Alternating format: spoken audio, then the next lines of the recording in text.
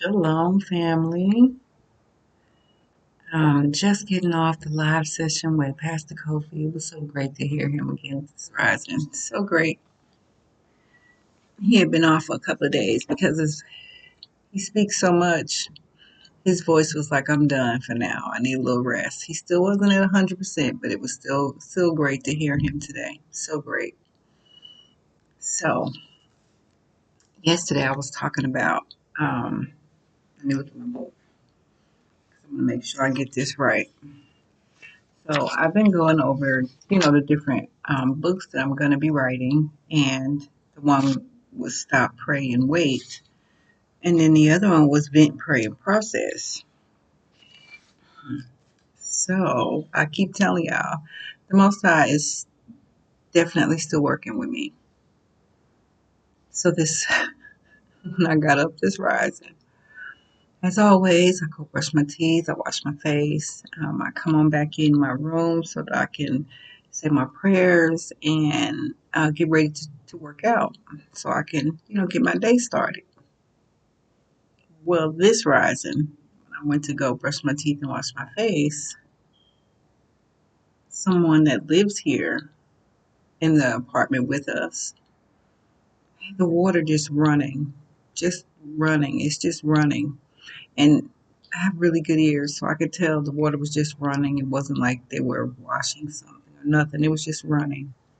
So when I went to brush my teeth and wash my face, I love hot water. I love to have hot water on my face. I love to take a bath in really good, nice hot water. There was no hot water. So I reacted. And I'm speaking very loudly, trying to make sure that whoever's just running this water can hear what I'm saying and let them know that I don't like it. Because now I don't have hot water to wash my face.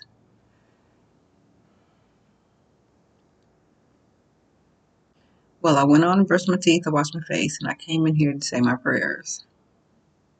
And the Most High got right with me. He's like, you keep wondering, you keep asking me when you're going to get out of your waiting season. Well, in your waiting season, you're supposed to be learning something. So you've pinpoint what it is that what I'm trying to teach you is to get your emotions under control. But you're still not doing it. You're still reacting. And then I got this download, which really hit me. So I'm a teacher by profession. And the Most High said to me, what if you were teaching a lesson to your students and they weren't getting it? Do you just keep going? Or do you stay with it until they get it? He's like, what kind of teacher would I be if I'm trying to teach you something and you're not getting it? So I'm just supposed to go on to the next lesson? How are you supposed to get the next lesson if you haven't gotten the lesson I'm trying to teach you now? Darn it. So basically, the waiting season is not just for you to get what figure out what it is he's teaching. It's also him saying, well, I'm waiting on you for you to get it.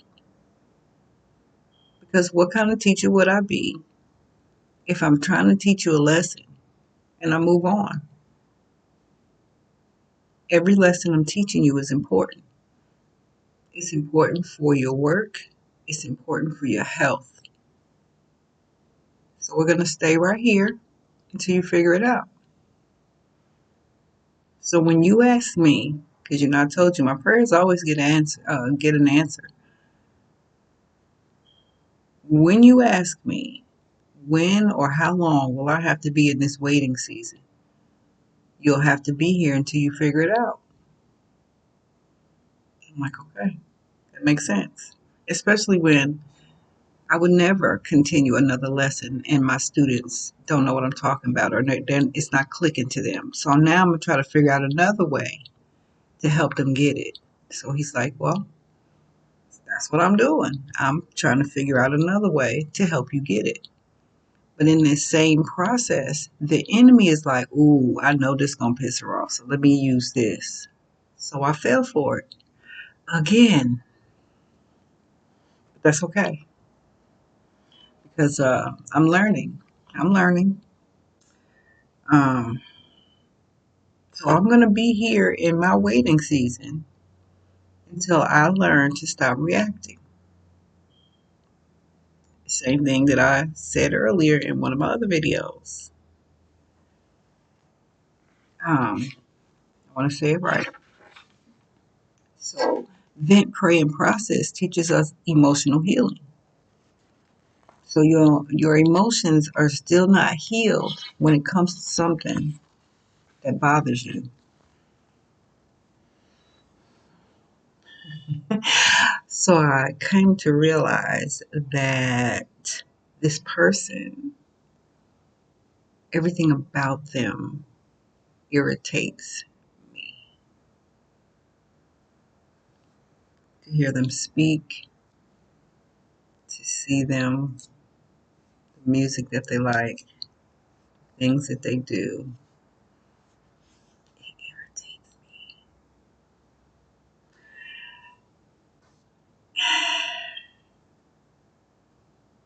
But the Most High is working with me through the situation that I'm in so that I can get it. And I'm going to get it because I went out of this waiting season. So it's up to me of how long I'm going to be in this waiting season. Boy, oh boy, I tell you. And it was so crazy because the minute I said something, I went, oh, darn it. I wasn't supposed to react. It was like automatic. It automatically happened and I automatically reacted. So now I have to figure out another way. I have to make a conscious choice not to react. A conscious choice. Because my initial choice, oh, I'm reacting and I'm upset and Instead, what I should have did was once I realized that this water is just running, go ahead, brush your teeth and wash your face. And when you get on your knees to pray, you ask your Abba, say, Abba, Father, when I get ready to go take my shower after I do my workout, can you please allow me to have hot water? That's it. Because when I went to take my shower, I had plenty of hot water. I did all of that. It still didn't change the situation. The situation was what it was. I still didn't have hot water to brush my teeth and wash my face. It didn't change. So my reacting didn't make it change either. So, yeah, I'm learning. I'm definitely learning.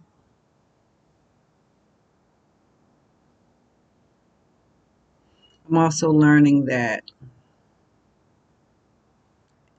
for the most part, every situation that I've been in that has caused me to react in a negative way was another chance for me to get my emotions under control. Yeah. So I just thought that was important to tell somebody. Because I was just like, I keep asking when I'm going to get out this waiting season. And I'm like, well, I got my answer. You will get out of the waiting season when you learn a lesson. So it's up to you. And then it goes to my next book, which is Never Alone. I've learned now, since my eyes have been opened more, I've never been alone. Like, never. When I was a child and going through the abuse and hurting, and he would isolate me. Like, I wasn't allowed to go anywhere, and for a long time I wasn't even allowed to go to school, because it was funny because even our neighbors didn't even know I was there.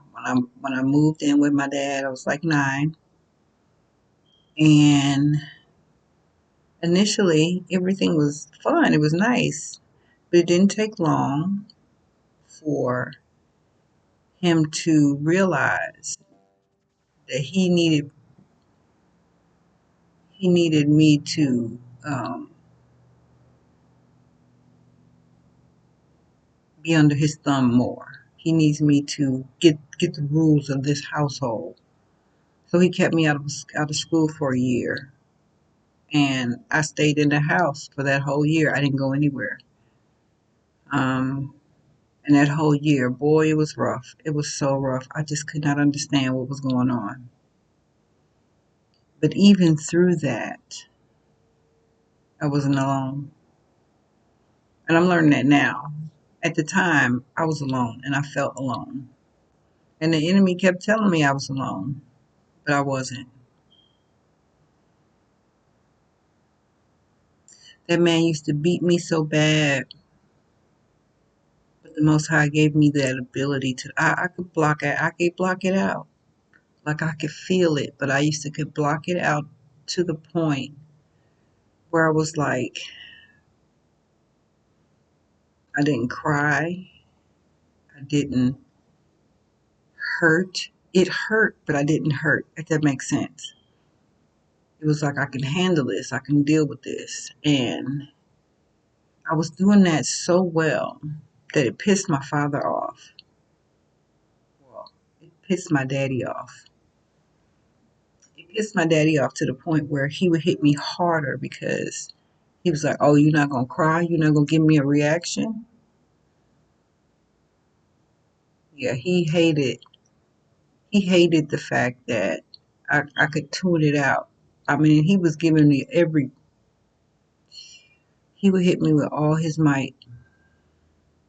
He would rear back as if he was going to throw a football or hit a baseball. Not, I mean, just all the way back. He hated that I could block it out. So I learned that in order to get to him, he likes to see me cry. He liked to feel like he liked to know that I was in pain. So I had to give him what he wanted so he could leave me alone. So I would cry. I would cry, I would holler, I would scream. Okay, now I'm too loud. So now I'm gonna get punched in the mouth because I'm too loud, because I'm letting the neighbors know what's going on because they can hear me from outside. So this man. So I said, okay, cry, but not too much. Cry just enough to get his reaction so he can go on about his business. I remember one time, so my dad worked at this place called Whitco Chemical. It was, of course, a chemical place where they made laundry detergent, cleaning supplies, and things like that. So they had these huge, huge factories. I mean, machines in their factory.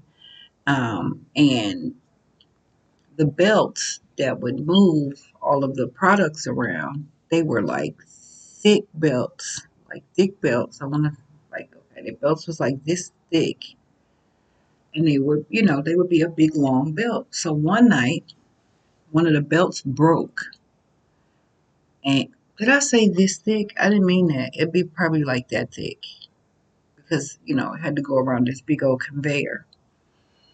So one of the belts broke, and that lovely dad of mine said, "Oh, this would be good for me to whoop Carla's you know what with." And because he told me what he thought when he saw it. So he brought it home. It was about this long, a little longer, about like that, about that thick, all leather. So that's what he used to beat me with. And I can remember one time when he beat me so bad, he hit me on my thigh. And it was this thigh right here. It was such a big space, big old round space. He had hit me in that spot for so long with that leather belt that when I touched my leg, I had no feeling there. Like it was weird because I'm rubbing it and I'm looking at myself rubbing it, but I couldn't feel it. I couldn't feel a thing. It was so discolored. It was crazy how my leg looked. And of course, it was my fault. That's what he said. So growing up, I learned how I was supposed to act and how I responded to things.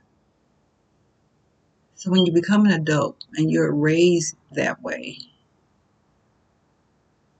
I didn't know how to change. Like I didn't know it was embedded in me. I didn't know how to change. I didn't know what to do. So that's why the Most High has to work with me the way He does, because this behavior was beaten into me. And so He's not going to beat it out of me, but He will stay right here until I figure it out. And I'm figuring it out. I have to stop reacting. I have to stop allowing my emotions to be my voice. Um, so as I look at my life now, looking back on it, I realize I was never alone. Like He really was there for me. Unfortunately, He didn't stop it. But then fortunately, He didn't stop it, because it still, as harsh as that was, as bad as that was, it was something I needed to go through in order to be the woman He's called me to be. And I had to think about one thing. One time I was probably in high school. I think it was in high school, and I heard about this tribe, or excuse me, this group of. It was a nation of people that they were torturing the girls. It seemed like it was always the girls, because they were trying to. Um, They were castrating the girls. That's what they were doing. Excuse me. This is for educational purposes only. And I was like, oh, could you imagine having to grow up like that? And it was a young lady she was an older woman now, and she was talking about her experience. And I'm just like, she lived through that. And how? How did she live through that? And it didn't take her out. So I thought about that. Like, everybody has a story. Everybody's been through something. And it's not about what you've been through. It's about how you respond to what you've been through. It's about how you allow what you've been through to form you and shape you, the way you see things, the way you live your life. And when all has been, excuse me, if all you've been through is bad and all you can talk about is bad things you've had in your life, then yeah, that's all you see and that's how you see the world. But now, I'm thankful. Um, the things I've been through, it don't hurt me anymore. I'm learning from it. I'm seeing things that I couldn't see then, but I'm seeing it in a way that I want to show someone else, so that they can see that yes, you might have been through this, and this, but it was so you can bring forth this, and this. And this outweighs that. It really does. Because there was no way back in the day that I could see myself talking about the things I've been through and being thankful for it. No, absolutely not. But today I am. Because number one, it shows me how strong I am. Number two, it shows me that Yah's word is real. Like He's telling us, does not matter all of that stuff you've been through. I can remove the pain. I can help you see things differently. And He really can. Like He really, really can. I'm shocked. I'm not even gonna lie, I'm shocked that he really can. And three, it's taught me that who cares what you've been through? Everybody's been through something. The question is, what are you gonna do with it? How are you gonna let it shape you? How are you gonna help someone else? What can you do to help someone else? And the way I wanted to do it was write my life story. And all that was just pain. So now I write my stories. And it's from love. Regardless of what you've been through, there is something that is being formed in you for you to change the world. And only you can do it. He gave you a specific job. And only you can make it happen the way that he's given it to you. I tell people all the time, just go to my Amazon store. Well, I say people, I mean you guys, because I've been saying it on my videos. Go to my Amazon store. There's an area where you can just click on a book and read a couple of pages. My books have not been written like anyone else, and it blows my mind. Like I wrote this. Like I wrote this book. So that lets me know, yeah, I didn't write it. I wrote it, but I didn't write it. The Most High wrote the book. But he needed my experience. He needed the things I've been through to help me get these books out. So go to my Amazon store, read some of these books, just the free pages, and see if it doesn't make you want to keep reading and see what I'm saying. And if it does, even if you don't buy the book, follow me on Amazon. You'll know whenever I upload a new book. If you would like to homeschool, I have homeschool curriculum, K through 12. It's really good. It's really good, really good. I didn't do it. The Most High gave it to me. But he used my experience to get it done. And of course, my YouTube. So come on back, like, share, comment. Don't be rude. I do have tough skin, so you will not hurt my feelings. However, I will have to block you. This is a safe space for people to ask questions, say what they feel, say what's on their mind without judgment. So if you cannot abide by those simple rules, please keep it moving.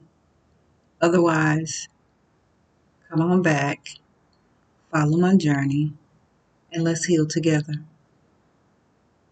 Have an amazing rest of your day. Chat with you later.